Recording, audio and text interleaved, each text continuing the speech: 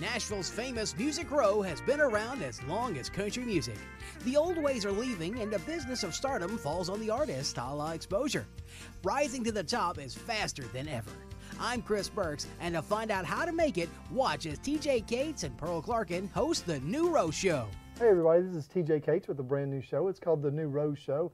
It's based around the business end of Music Row and what all people need to know when they come into town, because over the past 20 or 30 years everything's changed. I'm pleased to announce the world famous Pearl Clarkin as my co-host, and she's here. Pearl, thanks for coming. This is exciting. Oh, I'm so excited about this because, you know, everybody knows who the artists are and the people that are, you know, have the face, but it's so exciting to get to share with people, the people that, you know, don't get all the recognition but call all the shots and make all the really decisions and make the wheels turn. So make the right decisions too. Yeah, or the wrong decisions. You play a lot. You play at Tootsie's and Rippies and Bluebird, and you play a lot of venues, but you're also writing constantly. You're also recording and eventually start traveling the world. So you have our first guest over here that you brought in, and this man totally looks out for you. Who do we have? Oh my gosh, one of my very favorite people in the entire world, Mr. Orville Almon. He's been there with me since the very beginning of my journey and so many people's journeys. One of the most, you know, recognized entertainment law attorneys, and I don't think only in Nashville, but all over. I was actually looking up, you know, some stuff for this interview, and I didn't realize how many awards you have. He is an award-winning attorney, mean, which is good. The list was just, and I know why, but I mean, yeah, I'm just really pleased to have him as our first guest. Thank you. What do you think, as far as your awards, what are the ones that mean the most to you? I think being selected best lawyers in the United States. Well, that's pretty good. For ever since 2005. So good for you. For 10 straight years, well, really 11 straight years, I've been selected one of the best lawyers in the United States for their edition, which is peer selected, not voted on by so other lawyers pick so you. Other lawyers nominate and vote on you. Plus, they do check with clients. And also, there's a rating service, which is the most prestigious rating service in the United States, called Martindale-Hubbell. And my rating with them, just got a 15-year award plaque with them for having a 5 out of 5 rating with them. Good for you, man. Preeminent AV rating, the A standing for excellence and the V standing for ethics. And that's also peer selected. So the peer selected awards are what I'm most proud of. I bet. Well, you had something you want to talk to Orville about. Yeah. So Orville, how long have you been working here in Nashville? In Nashville, I've been here since September of 1986. I started in Memphis in 1979. So you have seen Music Row and everything that's gone on here and all the changes that have happened for however long, you know, for all these years. I'm into my 36th year. Which is crazy. And you are yourself a huge part of the history of Music Row and continue to be, as, you know, you're still working with artists like me that are, you know, hopefully going to be the next, you know, music history. Let's just say big thing. Well, you won't let me rush you.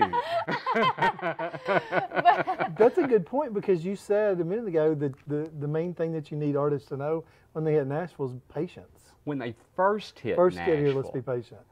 Pearl sings more than any other artist in Nashville. She does. Oh, gosh. You should try to book her on a show. Well, I'm playing at Tootsie's 2 to 4. I can come, and then she's got a window, and she'll be going to another place to sing. She will. Yeah. You know. You know. For you. I love it. Well, that's it. She's one of the true loves of the art. What's the biggest difference between an artist that's on the way up and, say, some of your larger names that you manage? What's the challenge? The money. That's true. That's the bit. Well, the challenge is with an artist that's a superstar, that's out on tour headlining. You want to name drop it all? Do you feel like doing that? Well, I represent Jason Aldean. That's pretty big. Okay. And I've been with Jason for over 15 years, since he was 22 years. I was there before he had a record deal. I was there when he signed his first publishing deal, when he came from Macon from driving a Pepsi truck. I remember the story, and I watched it when the stories were talking about. And he got signed with Capitol. Yeah.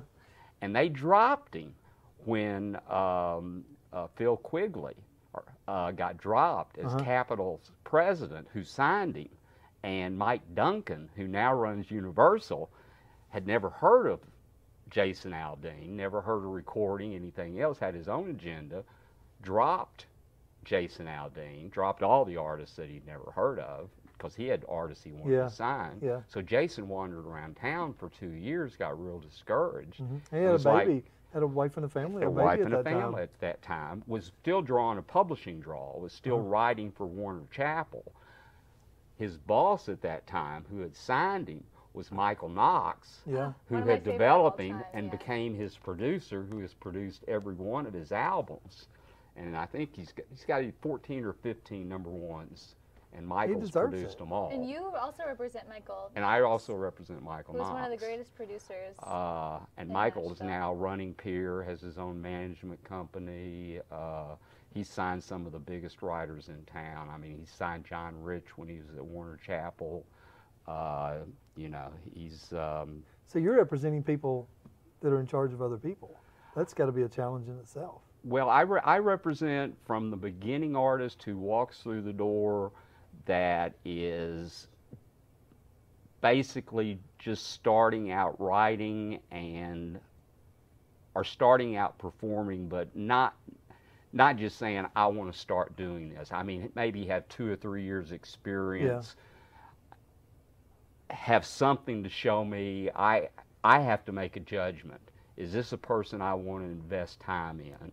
You know, because most of them aren't Swift Taylor that have millionaire fathers that can move the whole family. What is one of the big things you look for in someone that you're willing to work with? How did I get so lucky? No. Well, I look for the music. The music's first, okay? I look for the attitude. I look for, is this person, when they talk to me, you know, is there something about them? Is there a charismatic or charismatic factor in them? Are they, you know, is there star potential? I don't know if they're a star. There's stars walking over Nashville that'll never get a chance. Isn't that amazing? We see that a lot. You know, you have that back, you were talking about back that I've seen what's happened.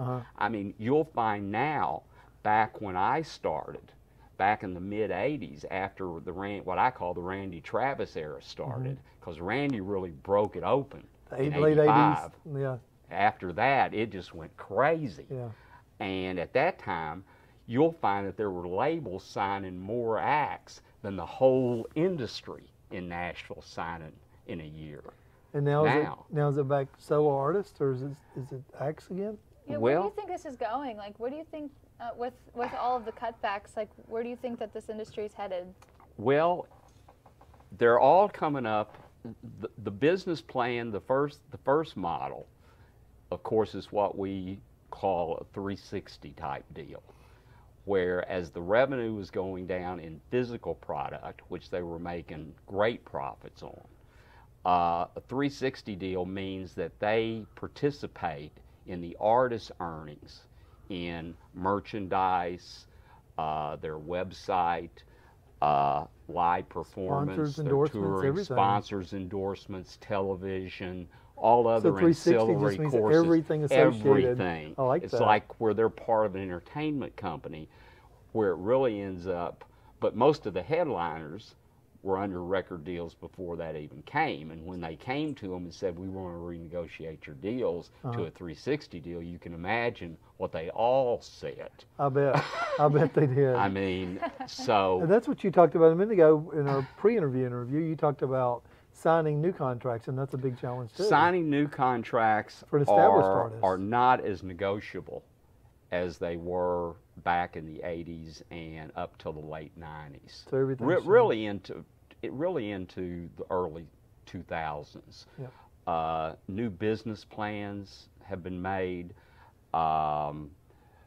Business affairs people don't have the power they used to have. It's been all turned over to the financial people, just because the labels don't have the money that they have. They can't put out the number of singles they can't put out. They don't develop artists. Right. They count on somebody else, like managers, producers, publishers, so many hands. investors giving the money where you can go employ those people. That money doesn't come from the label anymore.